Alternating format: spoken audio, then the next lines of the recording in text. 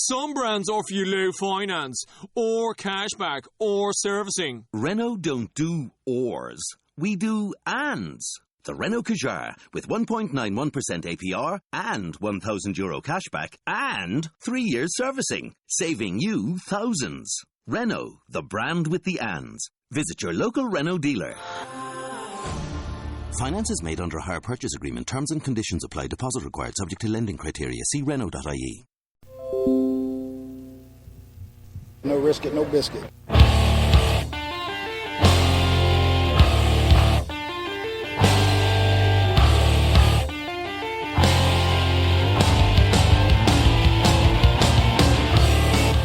Coming from the Arizona desert, presented by SBNation.com. For Arizona Cardinals fans, by Arizona Cardinals fans, with outsider and insider's perspectives, this is Revenge of the Birds.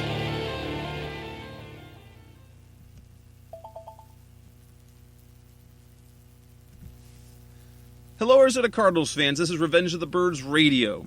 I'm your host, Jess. On the line, I've got Seth Cox, and this is not the happiest of podcast episodes today, recording on a Tuesday night, because this is the NFC Championship Aftermath show. Carson Palmer laid an egg, Arizona Cardinals laid an egg, and they got boat raced by the Carolina Panthers. And, you know, as bad as last year's loss was to the Panthers, this year's was almost worse because they were, you know, they had their full deck of cards. 49-15 is the final score, and the Cardinals are not super. They are not Super Bowl bound.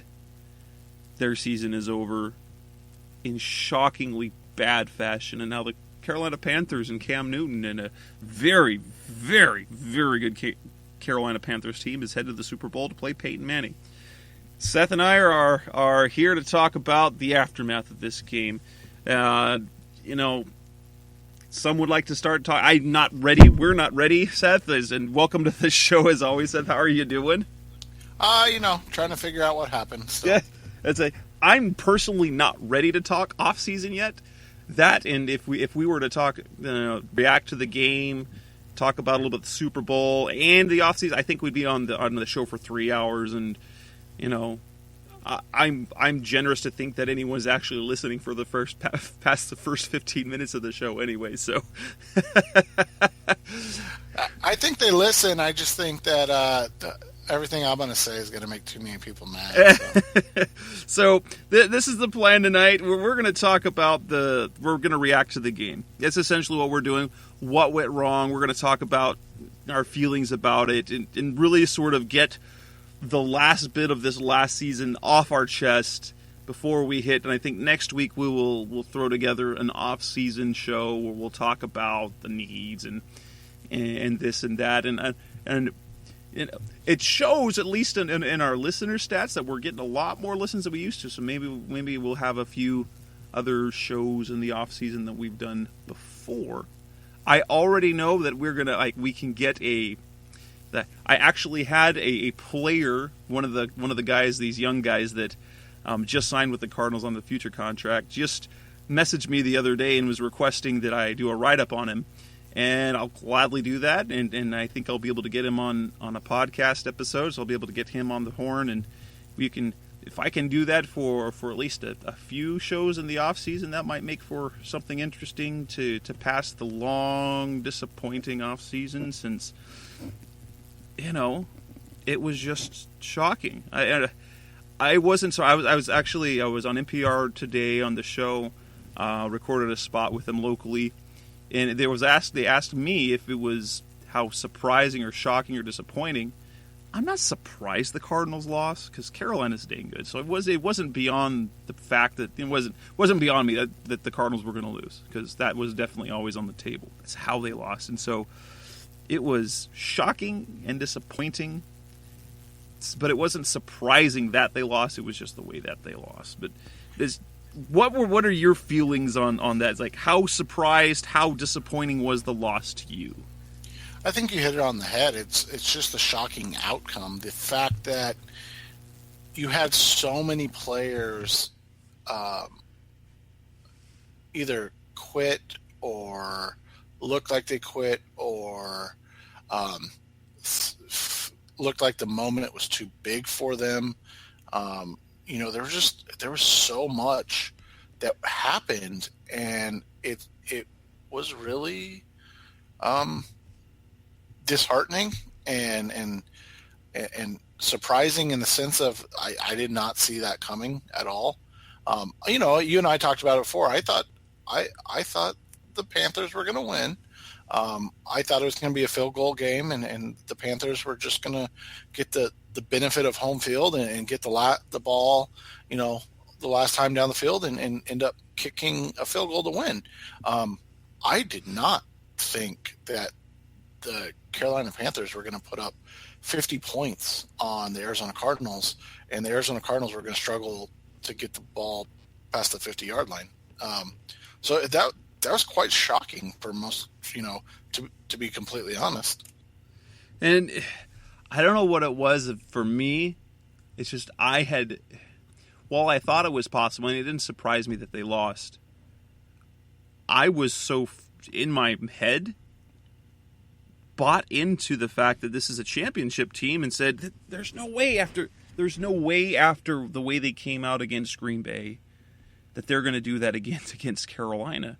They would be super focused. They weren't. It was like they had never experienced postseason football. The whole revenge factor of going back to Carolina.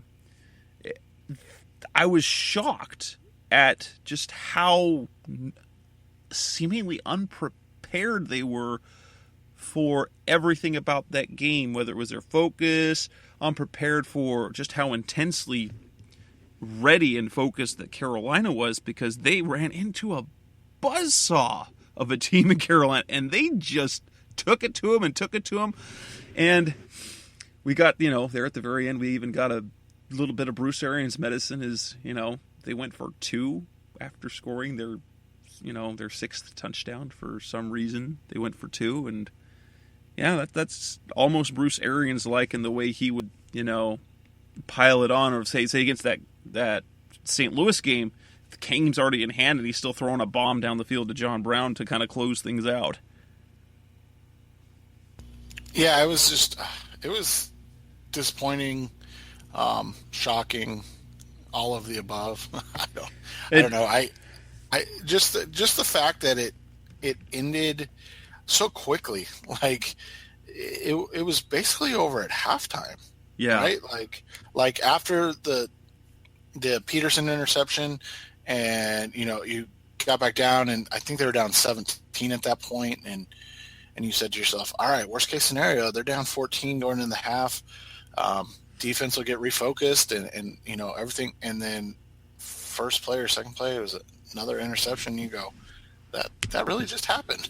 It's like, wait, what? And we're going to talk about Carson Palmer, definitely, because there was lots of things to talk about when it comes to Carson Palmer. But, to me, if we're going to talk about, how much was it the Panthers being good or the Cards being bad?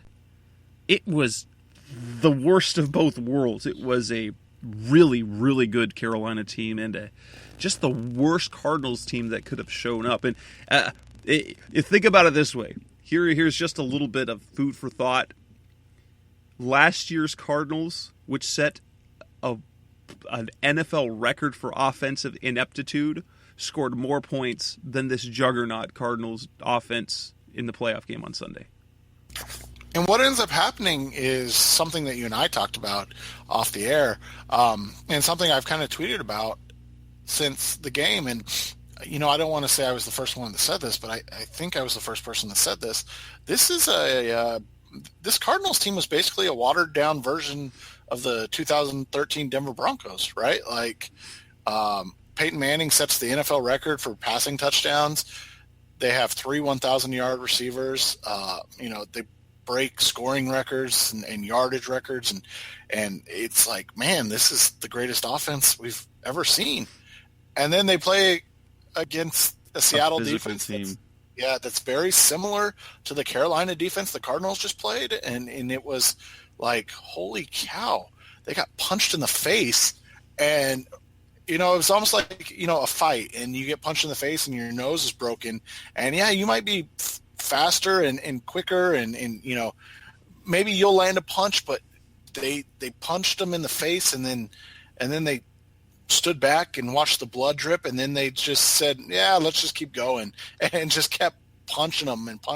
And they basically took out, and this was an unfortunate thing for the Cardinals, they basically took out all the crap that they had to listen to for the last 6 weeks since the New York Giants game. I think it was about 6 weeks ago when they gave up that 35-0 lead, and then they did it again, and they struggled against New Orleans, and then they did it again in their first playoff game against Seattle, where they get out to this massive lead, and then they let the other team back in, and they basically said, F you guys, we're not doing that. Like, we're not just going to step on your throat. We're going to stab you there too. Like, this was just a beating. And honestly, like, if you told me that the Cardinals were going to lose by, almost 40, I would have laughed at you. Like, yeah.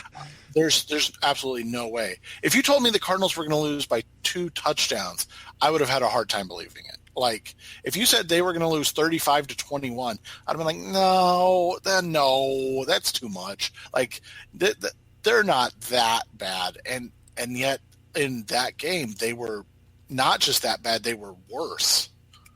And it was this team, it was so atypical of everything that they had done all year up until week 17.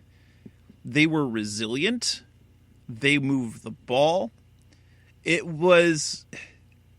looked like, overall, when you're looking at the big picture, they looked like how they played down the stretch last season when they were just worn out, or how they played in the first half of 2013, a team, or even at the end of 2012, just a team that every characteristic of what they were veteran, they were smart, they were efficient, they were resilient. They lost all of that.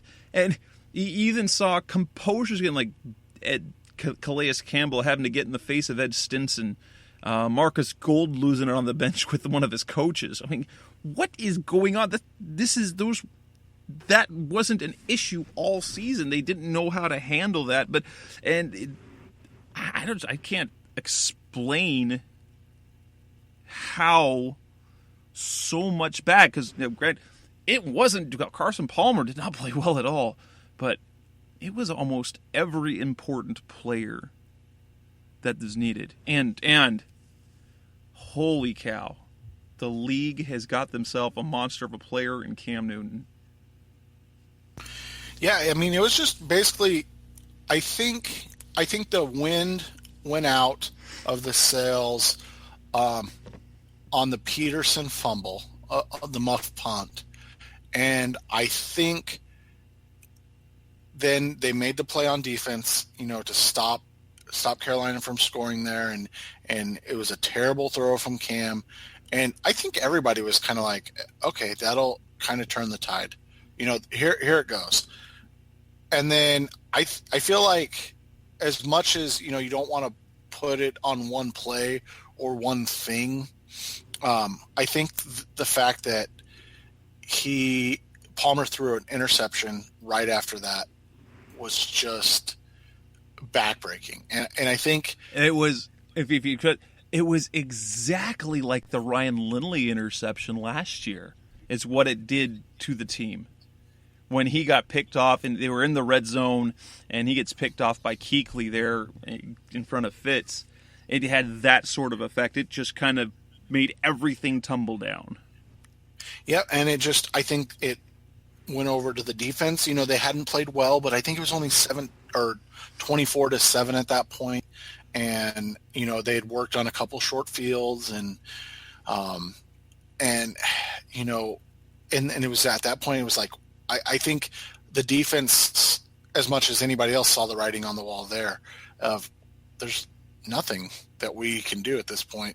And I just think that the combination, and I think that was the most disappointing part is that, if Carson Palmer sucks in this game, which he did, I don't think that I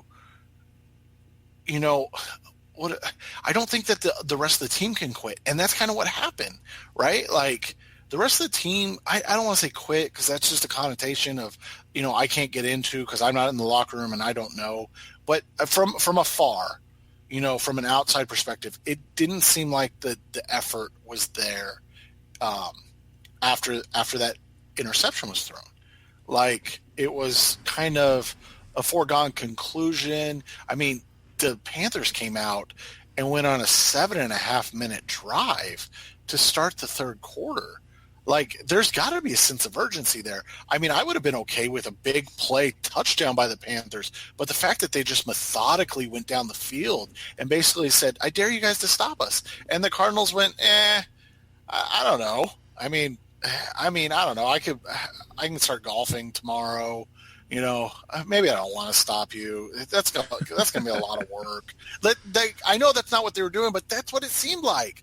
Like, you're in the NFC Championship game, you're down by 17, and this team is just, jaunting down the field over a 7.5-minute drive when you need the ball and points in the worst way. And I just feel like that interception basically told everybody, like, it's over. Like, there's nothing we can do. Oh, we'll get the ball back to him, but he's going to throw another interception. And I felt like that's where it went to. And I think that's what's most disappointing because, like I said, I can take the fact that Palmer sucked. I can't take the fact that everybody else basically gave up because he sucked. And that's the thing, is it seems so atypical, just completely against everything that we saw from Arizona all year. Or maybe how they could lose faith in Palmer so quickly with what he did for them during the season. I don't know. So what would they? Almost to me, it looked like they just weren't ready. They did not think, and BA talked about it. The beginning of that game, especially with Carolina, keeping them from getting out ahead early is crucial because they play on emotion. They play on passion. When they get ahead, they, at least for a first half, they will just stomp on you. They had the games where they let up, but that was later in the game when they sort of know they just have to run the clock out. But I don't know what it was. They didn't look ready for the intensity on the field. Maybe they bought too much themselves. Maybe they bought the fact that Carolina, maybe they thought they weren't as good as they were. But it looked like there was a lot of unpreparedness. Like the secondary, which had been the strength of the defense, bought into the fact that Carolina's receivers weren't any good, and as a result, didn't take them seriously. I mean, when was the last time we saw Patrick Peterson legitimately beaten on any sort of route? And we saw it from Ted Ginn. Yeah, and that's what I'm saying. It just felt weird. Like, it felt off, and like the team didn't. I don't want to say didn't care because I know they cared, but it just felt like the moment was too big for them. And when you say something like that and you talk about that, and I hate saying this, but that stems from the leadership, right? And maybe not the coach, but when the moment seems too big for your quarterback and your team captain, that kind of trickles down, and that's what it kind of seemed like to me. I don't know how you felt, but it just seemed like the moment seemed like it was too big for everybody there, and I think you take cues from your leadership, and Carson Palmer, obviously did not play well. Larry Fitzgerald was dropping passes.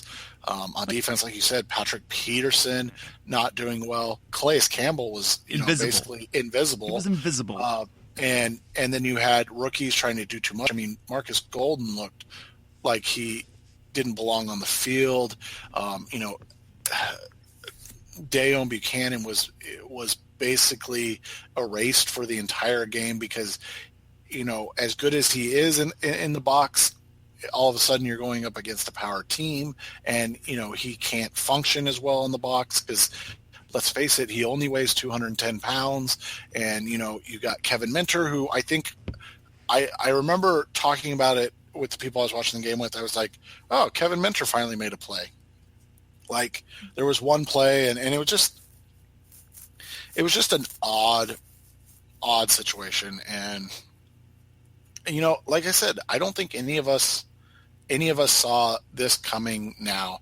But maybe if we're honest with ourselves, and I asked this question on Twitter, and I don't think it matters because nobody really wanted to talk about it. But I think Week 17 actually meant a lot. Like, nobody wanted to talk about it, but Week 17 should have been like the wake up call. Like, this team has a lot of flaws, and it starts up front on both sides of the ball. And you and I have talked about it before, but the Cardinals front seven on defense is nothing to write home about. And then offensively, the offensive line, outside of Mike Upati and maybe Jared Valdir, is really just not very good. And if you struggle in the box, even though it's the passing league and blah blah blah, you look at the two teams in the Super Bowl, and they both have dominant front sevens on defense. So I don't know, maybe that should be a focus, in our next podcast. Week 17, while we thought it was an aberration, I did too, because it broke them. It's like the Cardinals broke that week because they had so much confidence and had been playing so well for so long. And then in Week 17, it was like it didn't matter, and they didn't know how to get that rhythm back. For some reason, we can look at a couple of things. There's and we'll talk the finger, Carson Palmer. We'll talk about that in a second. I think it became kind of, on the defensive side of the ball, kind of evident to me how important Tyrann Mathieu is at defense, not just in terms of ability and his flexibility and his dynamism on the field, but the heart with which he plays. That vocal leader on the field, you didn't have the primal shouts and yells from the Badger making plays on the field and getting everyone fired up. Patrick Peterson's a great player. He doesn't fire up his teammates. Calais Campbell, he's the one who kind of takes that role, but he's not the nasty player out there. I don't know what it is, but it's like the Cardinals broke in Week 17 and never could get it back. They didn't know how to get back on track. And it looked, you thought they were going to do it after that's the second half against Green Bay, but it's like the train came off the track and they couldn't ever get it right. Yeah, like I said, I think it, and I don't want to, because honestly, like, I don't know what happened, so you can't say too much, but it just felt like it was a cluster from the beginning, and it kind of goes back to what we talked about, leadership. Like you said, the defense was infighting and things of that nature, but the offense had nothing. And the two leaders on the offense, are Arians and Palmer. And I don't know, I don't want to say that the moment was too big for Bruce Arians, but we definitely know that the moment looked too big for Carson Palmer, just by the decisions he made and the pressure he felt like he had to make the plays and just couldn't do it. So let's start with our Carson Palmer talk, because we got so much to talk about when it comes to Palmer, especially with all the hot takes coming out on Twitter. Oh my gosh, I am I could not believe the things that I was seeing on social media about Palmer. This is a guy who said, this is quite literally, was the best quarterback season any player has ever had for this franchise in its long, long history. Name a record, he said it. He set a record for passing yards. He set a record for passer rating. He set a record for touchdowns. He set a record for for wins. Then if you look at on the other part, Carson Palmer and his interceptions, he set. Carson Palmer now holds the 2 lowest interception percentages in franchise history. This year was the second. Last year was the first one. He barely threw. I mean, with the 6 games, obviously he threw enough to make it in the record book. But how quickly everyone turned on him. Now, first, let's talk about playoff Carson Palmer. Is there something to that? Do you think that there's something to the whole playoff thing with Carson?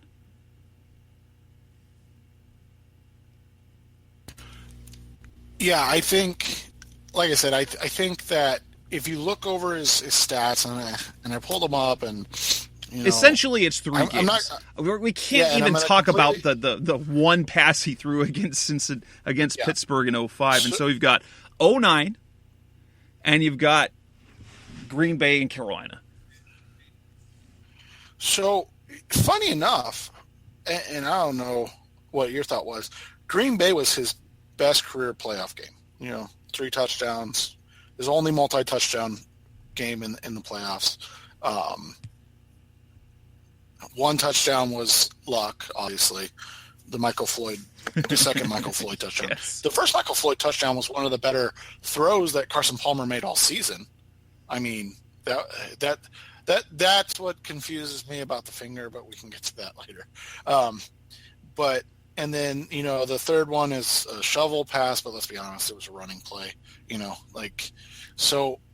but he threw 2 interceptions. We know that.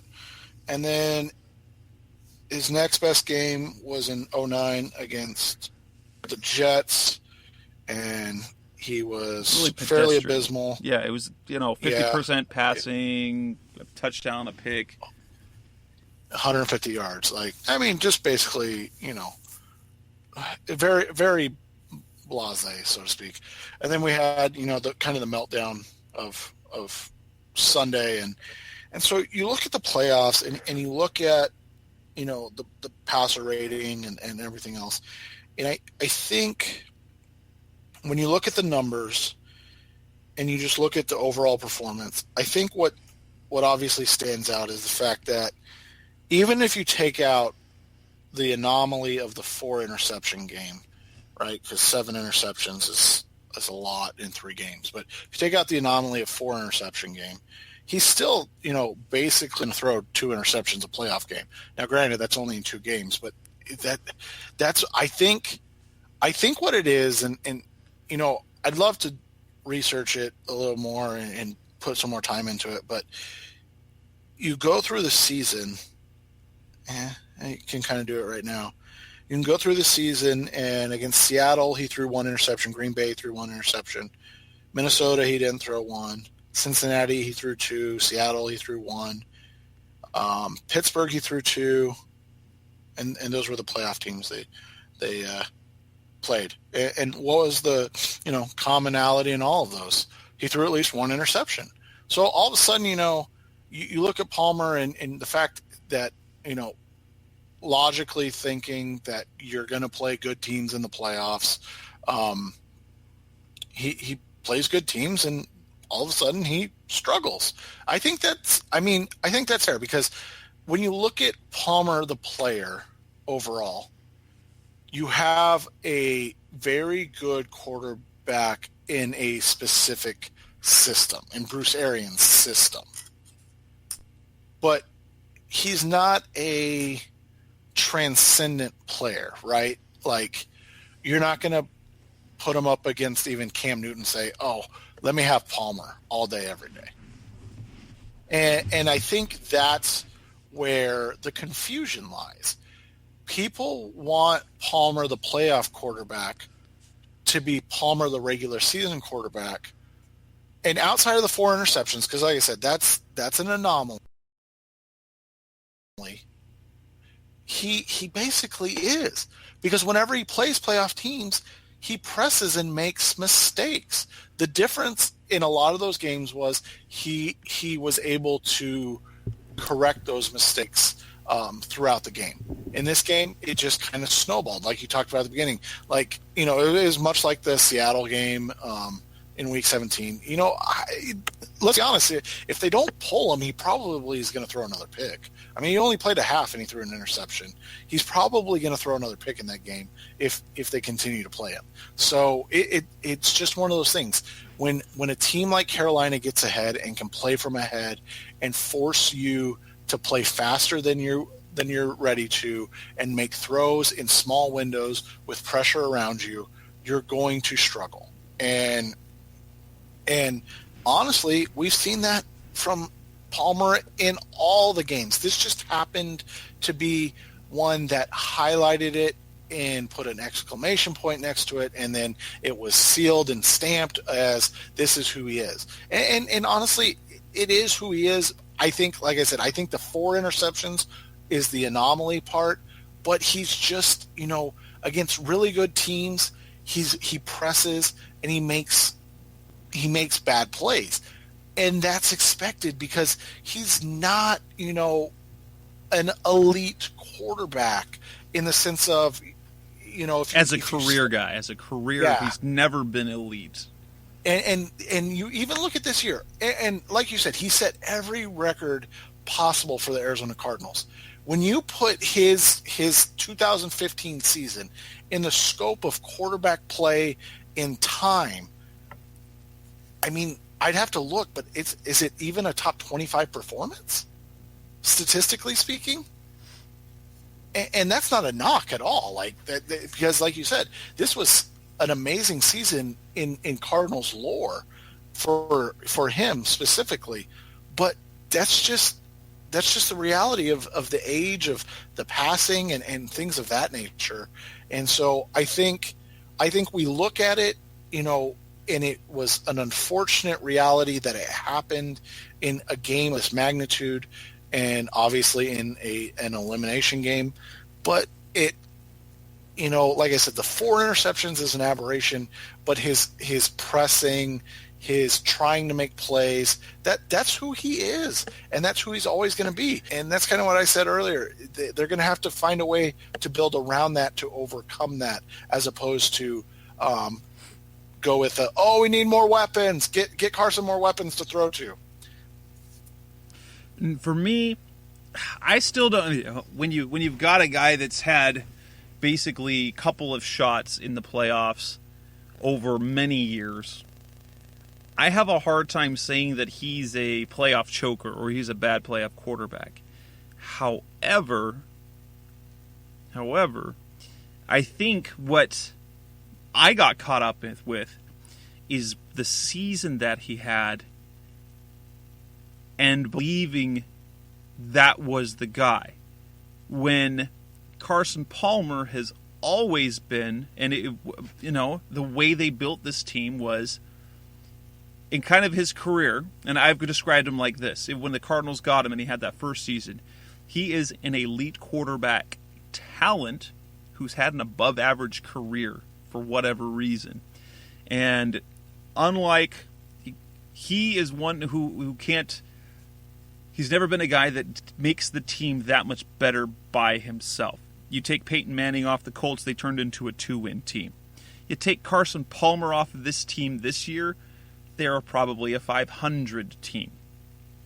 Give or take. Thereabouts.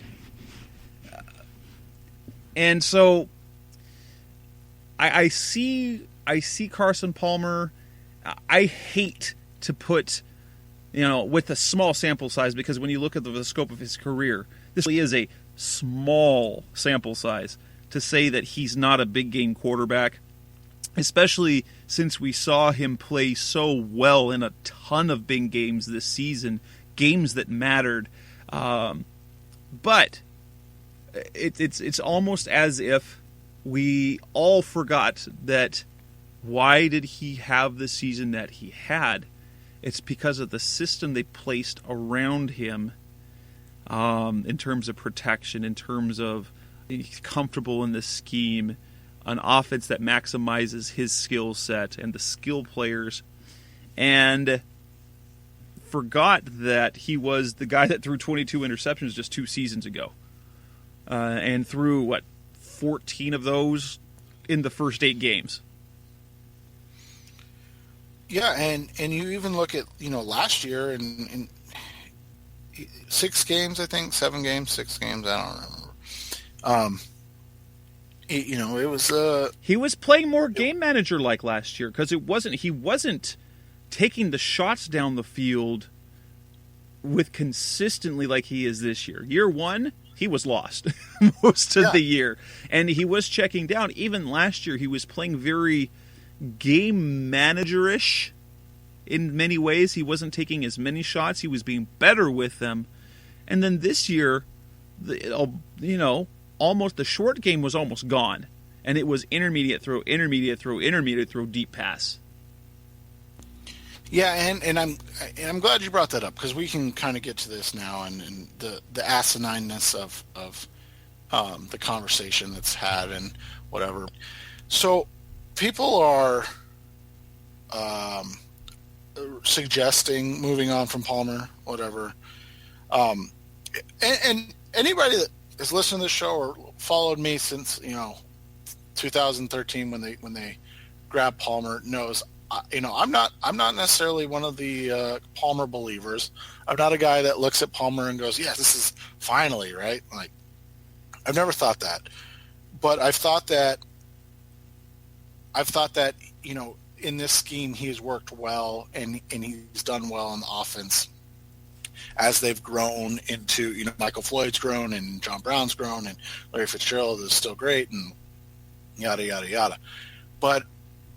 Let's get this straight right now. There are 2 quarterbacks in all of football that can walk into this team and take the Cardinals further or are better fits than Carson Palmer in 2016. And unfortunately, they play for the Indianapolis Colts and Pittsburgh Steelers. Bruce Arians' offense is incredibly difficult. He's not going to change that offense at all. And so the quarterback that comes in is going to have to work within that offense. We've seen how that works. Just look at the 22 interceptions Palmer threw in 2013. Look at the 21 interceptions, I think it is, that Andrew Luck threw in 2012. His system is not easy to pick up. So the only 2 quarterbacks that are an upgrade in 16 over Palmer are guys that are not, you're not able to get. So this idea that you can replace him or draft somebody, whatever. It's 2016 is a lost cause if you get rid of Palmer. They may make the playoffs, whatever. They're not going any further than they went this year. I'm just saying that right now.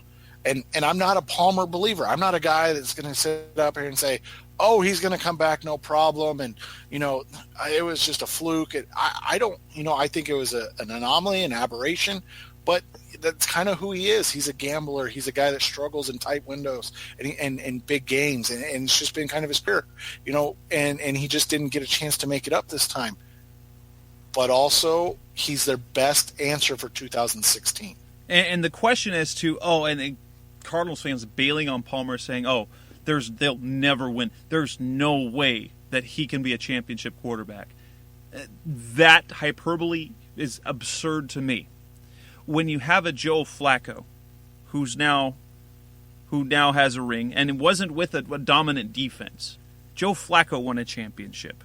If Joe Flacco can do it, Carson Palmer can do it. I don't know if he will, but to jump off and say Carson Palmer isn't a champ, Carson Palmer can be.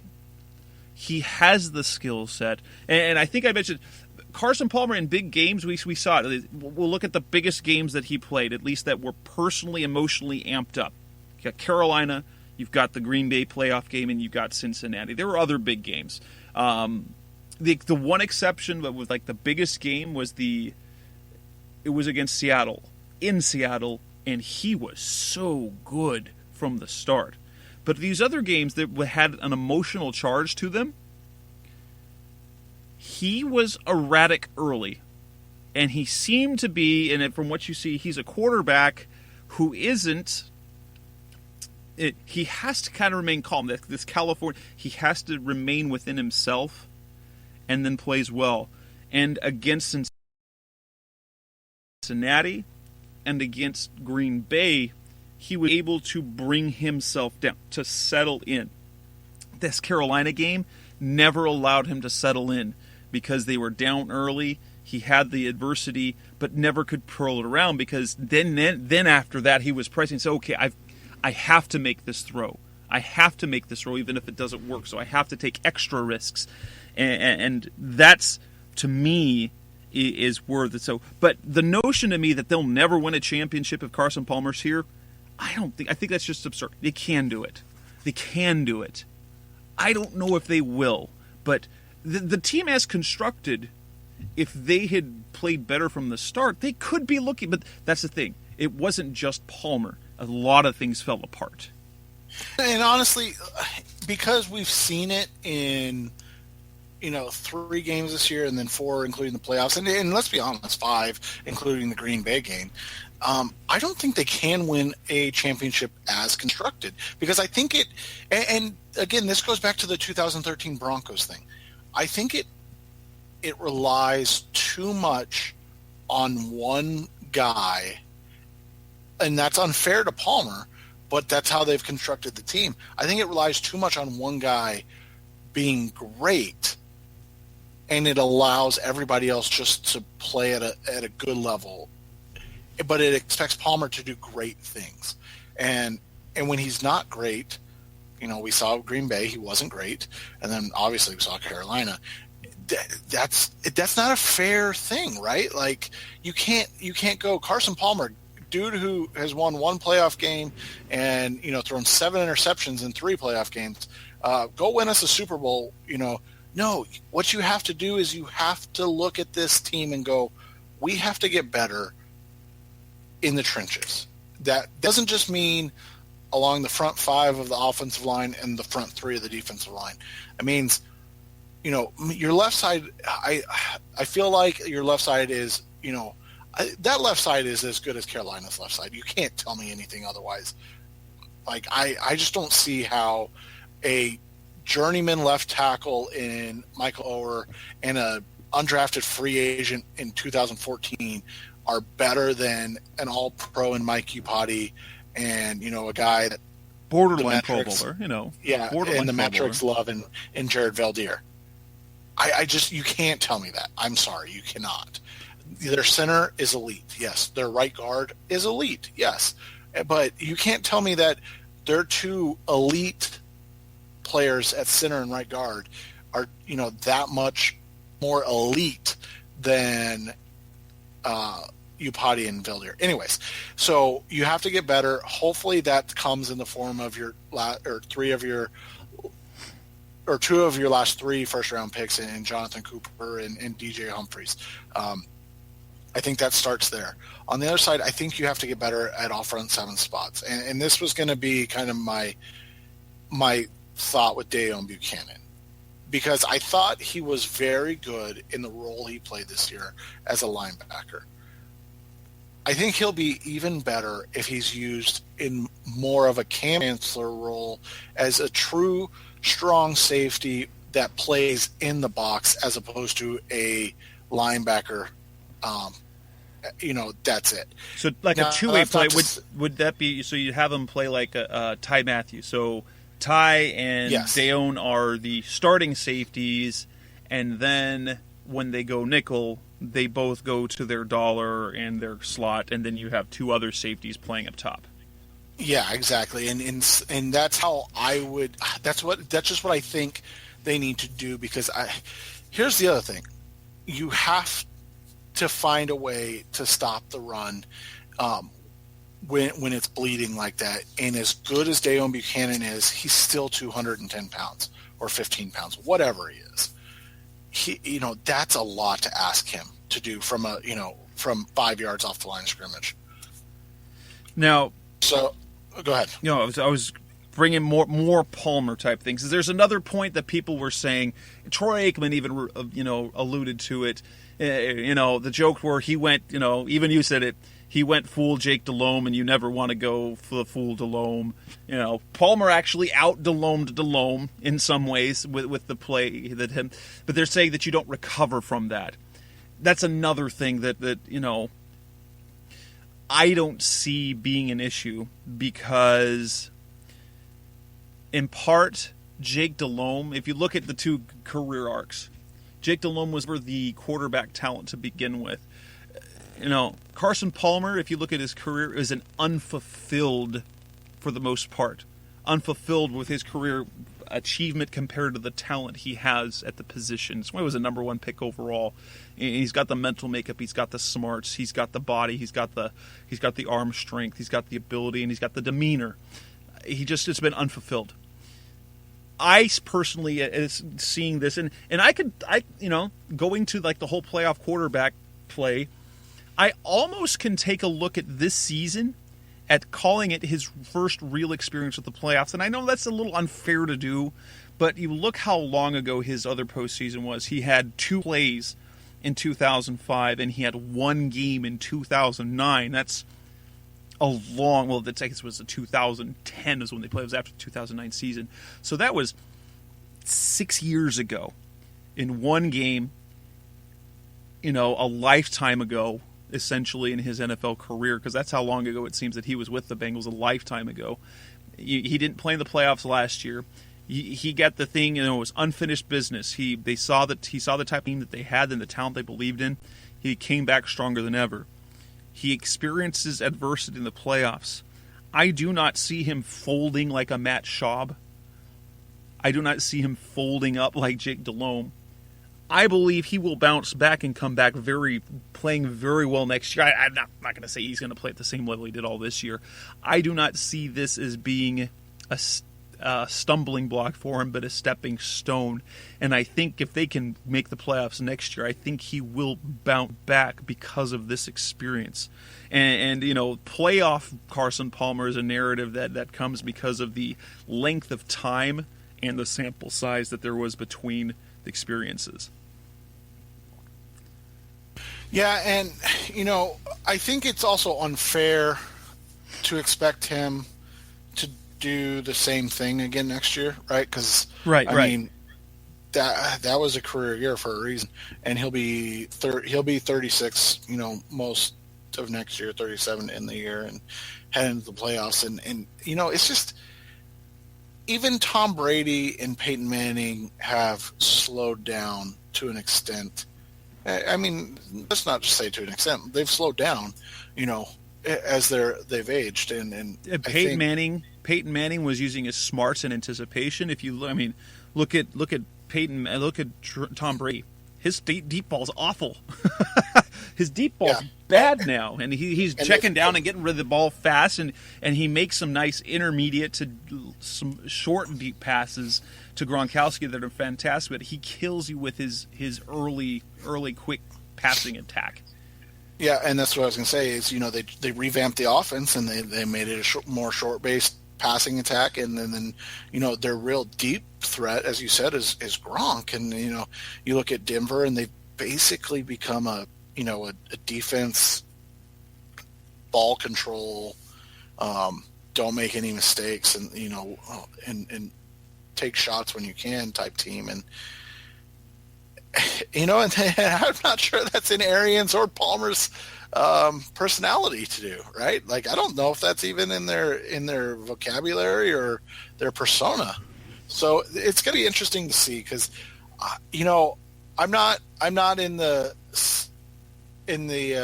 weird section that's like, oh, you'll never win a Super Bowl with Carson Palmer as your quarterback. I'm more in the sense of you can't win a Super Bowl with the team constructed as is relying on Carson Palmer to be the reason you win the Super Bowl. And that's where you end up with teams, look at the way the Cowboys have relied on Tony Romo. Look at the way the Colts relied so much on Peyton Manning. You could say, when it comes to playing the quarterback position, you could say Tom Brady's had the better career. But when you look at the quarterback position, I don't think anyone changed the quarterback position as much as Peyton Manning did. And when you had in these dudes that were so reliant on them because they were so great, they're great at their position, you expect them to, step up in lieu of other positions.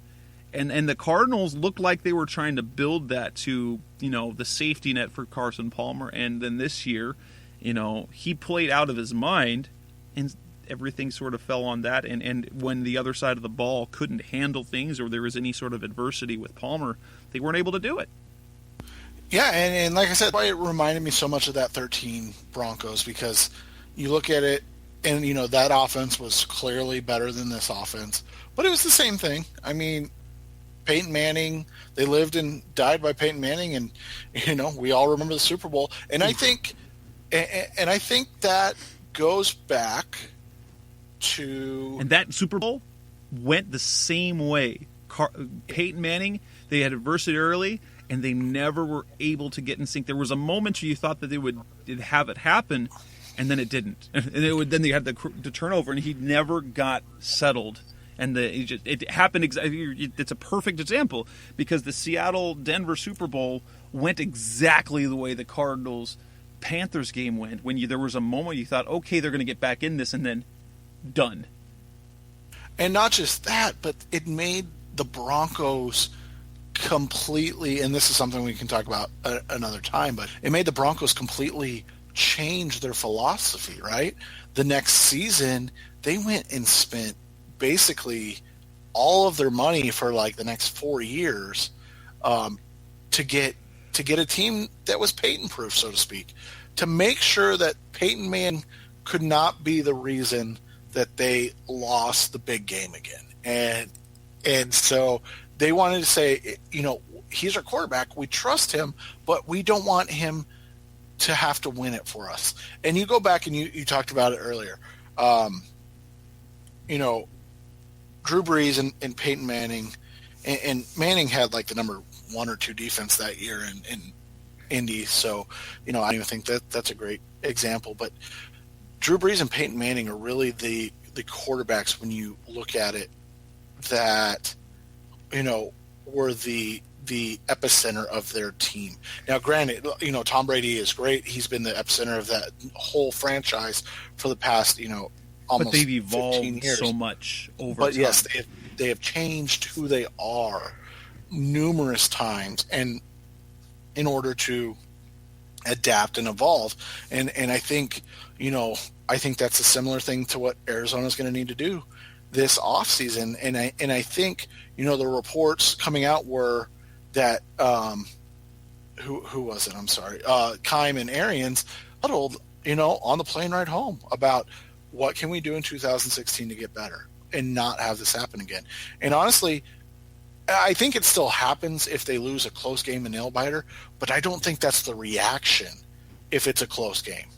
You know what I'm saying? Yeah. Like I think they're lamenting chances and opportunities, and they're going, man, if because even though you can't do anything about it, you look back and go, man, if we would have called this play differently, or if this guy would have made this tackle, there really wasn't that point. You can kind of point the Peterson muff punt, but then they made a play right after that, so maybe not. I don't know. I didn't feel like there was a one point in time where you said, this is why we lost. It was just, like you said at the beginning, it was the entire team, the entire game, and it was just the worst possible, amalgamation of all those things at one time. And I think what it's going to do is it's going to force Arians and Keim to sit back and look at the team as constructed and say, all right, I know what we got to do. We got to make sure that we don't put that pressure on Carson Palmer next year. He's the quarterback, live or die with him, but we're not going to go, well, Carson, we're only getting to the Super Bowl if you throw us there. So I think that's where it's going to head based off kind of everything we've heard in the last 2 days. Another thing with Paul, kind of wanted to share. I come off as a Carson Palmer apologist. I come off, I think, almost always as a player apologist in total, because in part, my experience with covering the NFL has been able to see them more than just through my TV. And so I've gotten to see these players as people, and I am a people defender and I am a player defender when it comes to when you attack them as human beings like that. But here's the thing around the Carson Palmer. I have a few theories. Well, mainly it goes around this. Carson Palmer in his career, like, to produce the numbers that he did all season and to play at this incredibly high level he did there. Again, record-setting, best quarterback you've ever seen among the Cardinals. It took optimal settings. They had a solid defense. They had a scheme. They had the skilled players and an upgraded offensive line. And so you kind of took away Carson Palmer. Anytime in his career you look at his numbers, when he's not pressured or when he's able to set his feet, is elite. You had a number of things. He could kind of a rhythm quarterback, but at a higher level.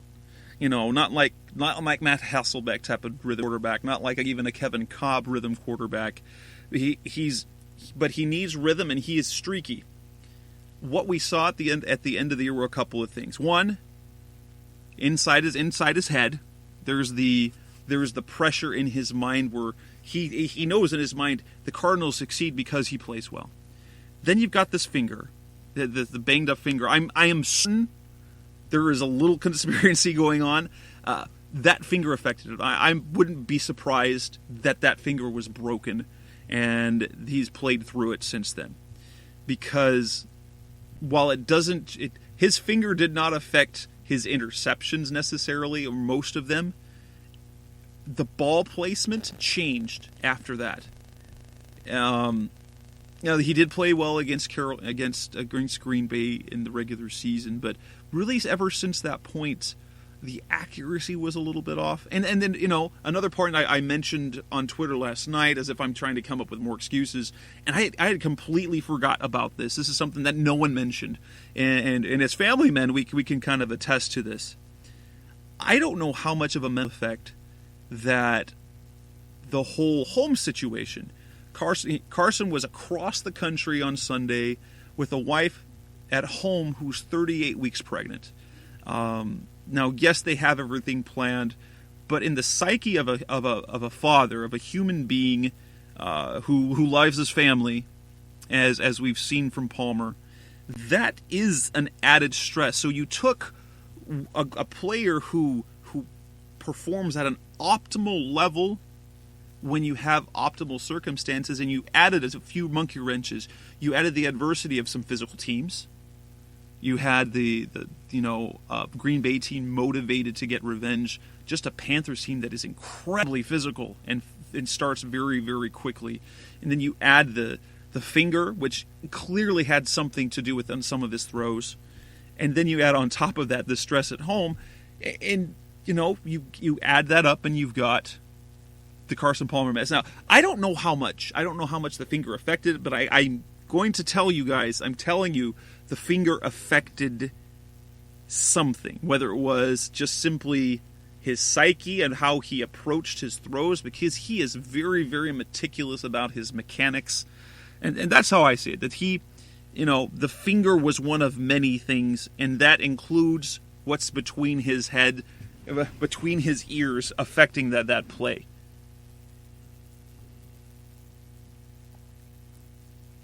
Yeah, I think that all kind of goes together to what we said earlier. You don't want to say the game's too big, because it's not. It always years. Hurts me to say that, because it feels like you're making them less of a person. It was just. But the moment was so big, and like you said, there's outside influences, there's the finger, and there's the fact that nobody else stepped up. Yeah, well, not just that, but let's be honest. Like, guys know. You know what I'm saying? Like, guys know they have reputations. Patrick Peterson heard what people said about him last year. Why do you think the diabetes thing came out? Why do you think, this year was so important to him? Darnell Dockett, clearly, here's what people say. Guys know. Yeah. And they, and Carson Palmer knows. Carson Palmer knows that he's viewed as a very good regular season quarterback, but a guy that you just can't trust. A guy that doesn't, that folds in the big moment. And that, that the saying that there's playoff Palmer, that's there for a reason. And I think that goes to it too. Like all of that, and it boils down to 60 minutes, and that's your legacy. Like that's your legacy, right? Yes. Like his legacy is now playoff Palmer. Well, look at Jake Delhomme. People forget he was so close to win. He matched Tom Brady in a Super Bowl, essentially in heroics. And what do we remember? The playoffs and the 5 turnovers, the 5 interceptions against the Cardinals, and how that just ruined him. That's what people remember about Jake Delhomme. Yep, and that's what I'm saying. Like, if you don't think that was in Carson Palmer's head, and everything else that Jess brought up, then these guys, like Jess said, these guys are human, and all of that was there to affect what happened. And like you said, I think the confidence and the belief that everything was going to be okay was there, and then the game started, and they got punched, and then they just could never recover. And it was just from there, everything spiraled out of control because he was trying to make plays, and nobody else was making plays, and then a play was made, and he felt like he had to make match the big. So it was just too much. And in reality, it is what it is. He is, he's playoff Palmer still. Like that's the unfortunate he still reality. Is, and I think he can come back from that based on what we've seen in his career, with the Cardinals. He takes a step forward and he learns from it. But here's something to talk about. We've talked about Palmer. How much do you? Palmer fell down. Palmer stumbled. He tripped. He fell. He soiled every bad metaphor you could come up with, but he absolutely had no help from anyone else. There wasn't a single big name on that team that stepped up. Dwight Freeney didn't have any opportunities, did nothing. Calais Campbell was invisible. Rashad Johnson missed tackles everywhere. Justin Bethel looked like he hadn't played corner at all. Patrick Peterson looked like a 2014 Patrick Peterson. I don't know when. And Larry Fitzgerald dropping passes. You can't have me. This was clutch Fitz dropping more passes in one game than he did the entire season. It was just such disappointing across the board. And how much can we? If we're gonna pie chart, is the term that Jay Burns likes to use. If we're gonna pie chart blame in terms of star players, I think we have to look at Palmer first and give him the bulk, at least half of the blame. But Calais Campbell did nothing. And, the thing that Bruce Arians kept saying about him, he didn't show up in all the games, and he disappeared. He disappeared as Palmer did in a game where they needed him to dominate at the line of scrimmage. I think the blame goes about 33% Palmer. I think you spread it around. Then I think you can go the other 33% with the trenches on both sides. The front 7 of the defense and the offensive line. And then I think you split the last part up, and I know at 17%. The skill positions on offense and defense, and I think the last 17% kind of goes to coaching. I think it has to be spread equally. Like you don't just get pummeled like that, and you're prepared, right? Like I just don't feel like that's a possibility. I don't know. Maybe I'm wrong. And it looked like they weren't prepared. It looked like that they thought that Carolina wasn't as good as they are. Clearly Carolina came out ready to prove something. Cam Newton was as good as advertised. Their receiving core, which is supposedly terrible, tore them apart. Philly Brown and his 100-plus yards. Ted Ginn who had something to prove. And here's a couple of things that gone unmentioned. There were at least 2 plays where I saw Gerard Powers make a business decision to stop pursuing. One was on the first Cam Newton touchdown. He, could have tried to be. He held up when there was a defender there to perhaps make a block. I saw Gerard Powers make at least 2, business decisions to stop on a play. And, really everyone disappointed on that defense. I don't think there was a single player that stood out as playing well. That and, the right side of the offensive line just got blown off the ball. David Johnson had some moments. David Johnson looked great. J.J. Nelson looked good. Drew Butler looked good. and that was about it. Yeah, and that's what I'm saying. I think it's fair to spread it everywhere. You can. It's easier to point out the 3 or 4 guys that played well, right? Like than who was to blame for the game. So I think that's a more fair way to do it.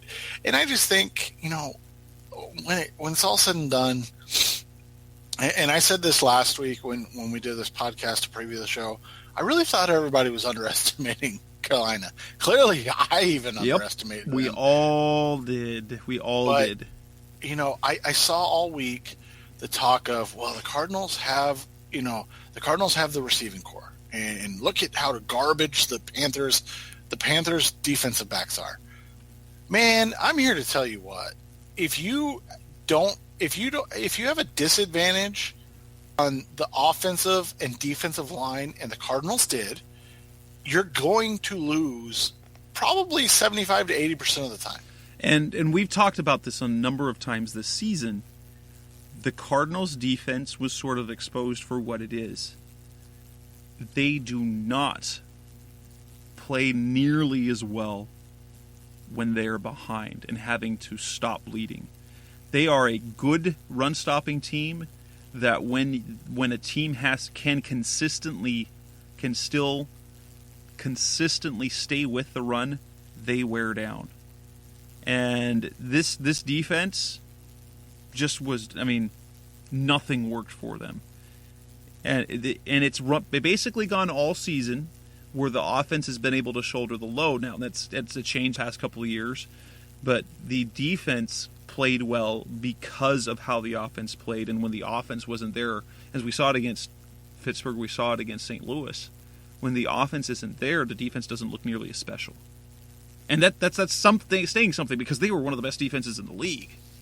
But they're also a front-running defense. That's exactly. Something you and I have talked about before. And they're a front-running defense that doesn't have the pass rush, and that's what makes a lot of those other front-running defense so elite, is because they can get to the passer, and they weren't able to do that. Yeah, and that's a problem that we've talked about all along. And and I think when we boil down everything, and when this era ends, and if that's next year, and or if that's in 2 years when Palmer's, and I'm talking the Palmer era. Don't think I'm talking the Arians era or anything like that, but I'm talking the Palmer era ends. When we boil it down, I think we're going to look back at the Jonathan Cooper draft and the DJ Humphries draft and go, we could have had guys that impacted the game now. And I know that Cooper's started out as a freak injury, but let's be honest, he got replaced by probably the worst guard in the NFL in Ted Larson. So performance became an issue. But, and DJ Humphries, and I don't care if DJ Humphries, unless they win a Super Bowl, I don't care if DJ Humphries becomes an all-pro right tackle.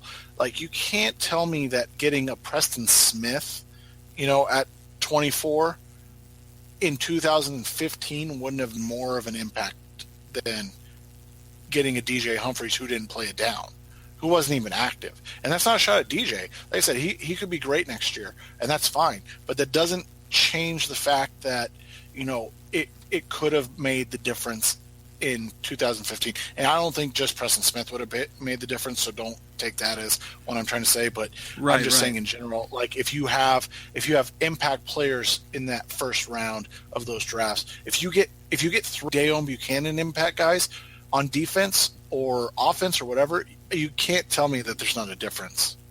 Exactly. Now, let's move forward just briefly, as we're going to talk a little bit. As this has been our longest show in several weeks, as we already passed the hour mark. But let's talk about the Super Bowl. The Cardinals are done. So you've got Carolina Panthers, Cam Newton, dabbing on everyone. The very, very emotional, fun team to watch, and infuriating if you're my age or Seth's age or older. They're a team that just make you frustrated, because they embody everything about the younger generation that a lot of us older, particularly myself, find annoying. Then you've got Peyton Manning, what could be, as he said to Bill Belichick, his last rodeo. I personally thought there was no chance. I thought it was virtually impossible for Denver to make the Super Bowl over and to beat Tom Brady and that Patriots offense. They proved wrong. And I'm looking at this Super Bowl and saying, there's no way that Denver can keep up with this Carolina offense, or that Denver's offense can do anything against the Carolina defense. That's my initial thing. But now I'm definitely personally, as much as I'm big Peyton Manning fan.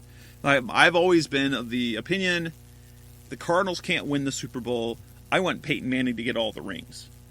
And so I want him to get a ring. And it would be funny for him to get his second ring, which is kind of crucial in quarterback terms and in legacy, in a year where he was bad.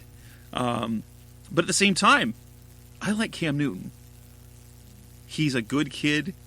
He plays football like he has fun. He's really good. And the number of people, the amount of hate there was towards him coming out of the draft, of talking about his bust, and he's just done nothing but get better and be better at his position and raise his team up. The leadership issues, there's no question about his leadership now. For me, as some of the antics, I don't love how he dabs, that sort of thing about the generation that I hate. I see all the time from teenagers and even my son where they do that all the time for no apparent reason. I just find that annoying. But Cam Newton, I like the Super Bowl. I like the Super Bowl, and if I can take the whole part where I'm bitter about the Cardinals not being in it, it's really a fun Super Bowl. It is, and I love watching Cam Newton play. I think he's probably the best pure football player in the NFL at this point, which is fun to see. Like, he's a generational talent. I saw some comments on Revenge of the Birds that it'll slow down eventually. Dude's in his 5th year, and he's not even close to his ceiling talent wise. Oh my gosh! and he's still taking those hits. It's not going to make a difference. Like that's what he is. He's a physical specimen. He's bigger than all of the Cardinals starting outside linebackers, right? Like, so let's not act like his size is his style of play is not, something that can continue, because, well, he's played for 5 seasons. So, and I think he's only missed like 4 games. So, yeah, he's built. It's as if the Cardinals were playing Darren Fells at quarterback. Really, yeah, exactly. Jermaine Gresham in terms of physical specimen. It's just absurd. And the thing is, he still has things to learn as a passer, but he's still a good passer. And he's got a coaching staff that's really, and a scheme that has really maximized his ability. But even still, he's had to learn and get better. It's going to be incredible to see how he continues to develop, because there will come the time when he has to become more of a traditional passer, and I don't think he's going to have a problem doing it. No, I don't think so either. But when you talk about this Super Bowl, I'm going for the Bros simply because I would like to see Peyton Manning retire, 1, but 2, go out on top. I think that would be fun. As a Cardinals fan, I hate to say it, but I feel like this Panthers team is kind of set up for a long haul, right? And they get Kelvin Benjamin back next year. Yeah, and they're going to they'll probably draft another weapon, although they've proven that you really don't need to spend a ton of money or value on, on special or on positional players. Well, especially when he becomes, by nature, and you've talked about this a little bit on and off on Twitter, when you have the type of threat that he is, you take a defender away from out of the passing game because you have to account for him. Yeah, and I thought that was, we can talk about this later, but I thought that was one of the mistakes the Cardinals made. Is I felt like they treated him too much like a special quarterback, because he is, instead of saying, you know what, screw it, like, beat us passing. Like, if you beat us running, you beat us running, but we're going to make you throw the football. I felt like it should have been 5-6 man blitzes all day and said, beat us with your arm, and they just didn't do that. That's another conversation for another day, but that's just, that's how I felt on that. But yeah, I think it's going to be a fun matchup to watch, because I think you're going to see probably the best defense in football in the Broncos against the best offensive line and quarterback and running game in football. And so it's just going to be a lot of fun. You've got, obviously the dominating Panthers front seven.